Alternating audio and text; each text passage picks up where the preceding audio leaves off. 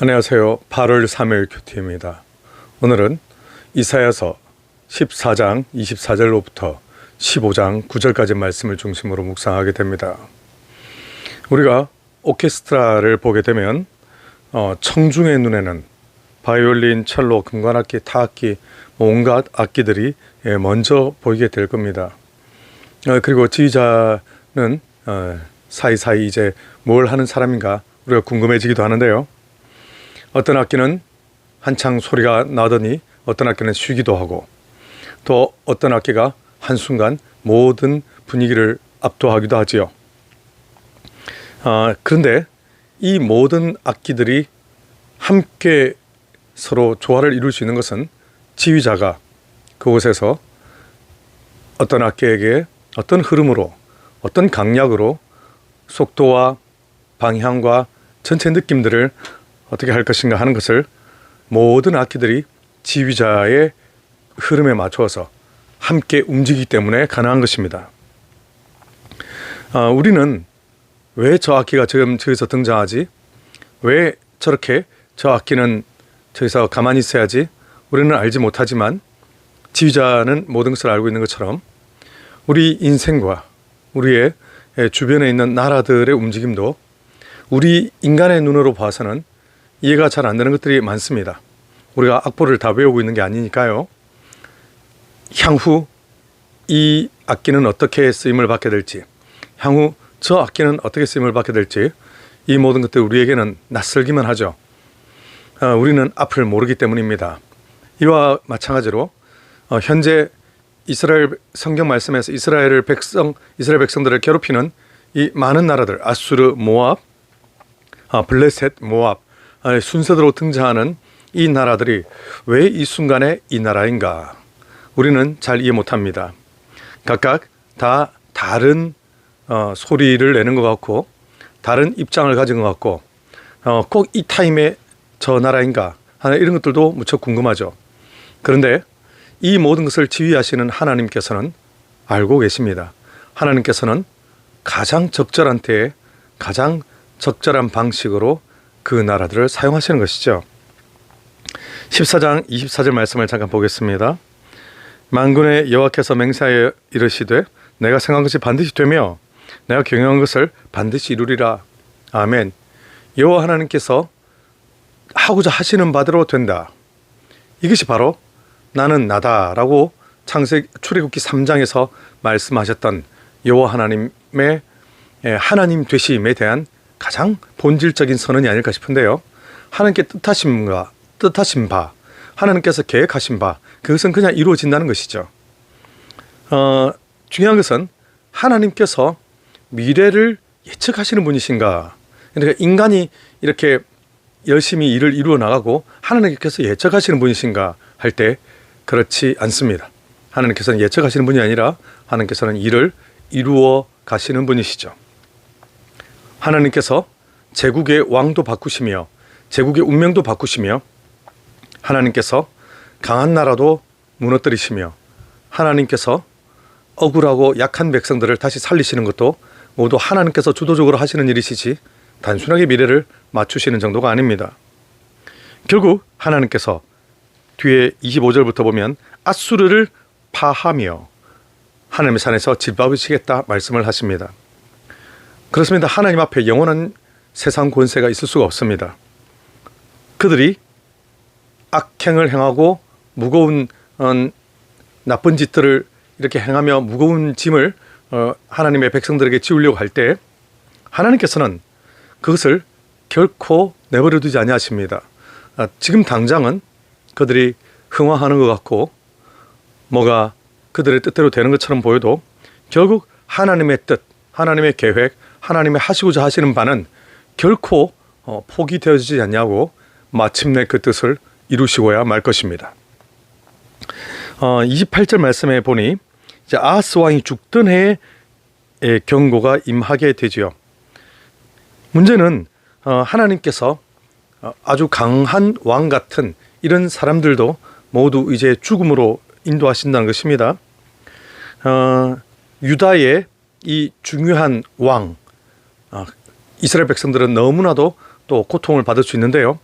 그러나 하나님께서는 블레셋이 침공하기 이렇게 좋은 때에 블레셋을 향하여 예언하시기를 너희 너무 블레셋 온 땅이여 너희를 치던 막대기가 부르졌다고 기뻐하지 말라.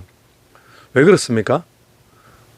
너희가 그렇게 기뻐해봤자 결국은 하나님의 손안에 뱀의 뿌리에서 독사가 나오고 그 열매는 날아다니는 불뱀이 될 것. 결국 다 여호와 하나님께서 손에 쥐고 계시고 그들을 결국은 하나님께서 심판하실 것이기 때문입니다. 30절 말씀을 보면 가난한 자의 장자는 먹겠고 궁핍한 자는 평안히 누우려니와 이것은 결국 하나님께서 교만한 나라들을 흔드시며 그러나 결국 이 가난한 자가 먹고 궁핍한 자가 평안히 눕는다. 하나님께서 상황을 역전시키실 그때가 온다는 것이죠. 결국 여호와께서 이렇게 움직이시기 때문에 여호와께서 피난처가 되어주시고 여호와께서 그들을 먹여 살리기 때문에 정치적인 계산이나 강대국의 힘의 논리에 의해서가 아니라 여호와 하나님께서 결국 그들을 먹이시고 회복시키시고 강한 자들을 뿌리를 뽑으시며 여호와 하나님의 살아계심을 증거하시게 될 것이라는 것입니다. 그리고 오늘 15장 내용에 들어가 보면 모압에 대한 경고가 시작이 되는데요. 이 모압은 정말 깜짝 놀랍게도 하룻밤에 모압 알이 망하여 황폐할 것이며 하룻밤에 모압 기르가 망하여 황폐할 것이라.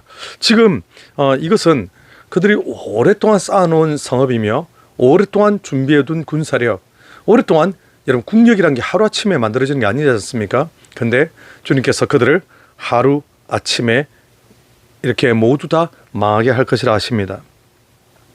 결국 그들이 너무 이렇게 고통을 받으니까 머리카락을 다 밀고 수염도 깎고 거리에 굵은 배로 몸을 동이며 이것은 그들이 여호와 하나님 앞에서 참 지금까지는 나쁜 일을 했더라도 지금 회개하며 돌아오는 모습을 보여주는 것인데요. 온 민족 전체가 깊은 슬픔에 빠져 있는 모습이죠. 그러면서 하나님께서는 이들의 회개를 보며 5절 말씀에 보니까 내 마음이 모압을 위하여 부르짖는도다. 그들이 회개하니까 하나님께서 이들을 향하여 마음이 아프십니다. 하나님께서는 죄와 교만 이런 것들을 정말 무섭게 혼을 내시지만 무너지는 열방의 이런 심판에 대하여 매번 그냥 아무 감정 없이 하나님께서 이루시는 것이 아닙니다.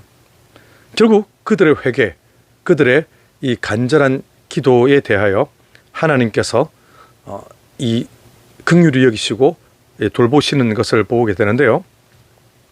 자, 하나님께서 이렇게 마음이 아프시지만 그들에 대한 심판은 계속됩니다. 그래서 6절부터 쭉 9절까지 내용이 다 무엇인가 하면 그들의 이 죄악으로 말미암은 하나님의 심판 그리고 그에 대한 처참한 결과들인 것입니다. 사람들이 막 재물 들고 도망을 가고 그리고 그들이 어쨌든지 살아보고자 하지만 온통 피가 가득하고 결국 남은 자에게도 사자가 임할 것이다. 여기서 남은 자는 이제 이스라엘 백성들 구원의 남은 자가 아니라 모압의 남은 자들이기 때문에 이들은 모두 자신들의 힘으로 구원을 받지 못하는 그들은 결국 모두 하나님의 심판 앞에 놓이게 된 것입니다. 사실은 절망이지요.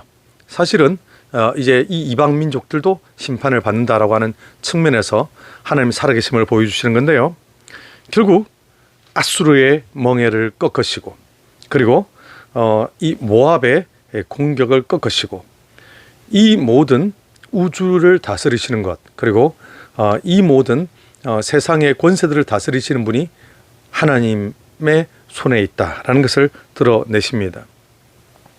우리는 이 열방의 심판을 보면서 지금 우리의 이 짧은 눈으로는 아니 왜 이 나라들이 그동안 우리를 이렇게 괴롭혔을까 이것만 생각하지만 실제로 여호와 하나님께서는 다 모두 계획이 있으셨던 것입니다.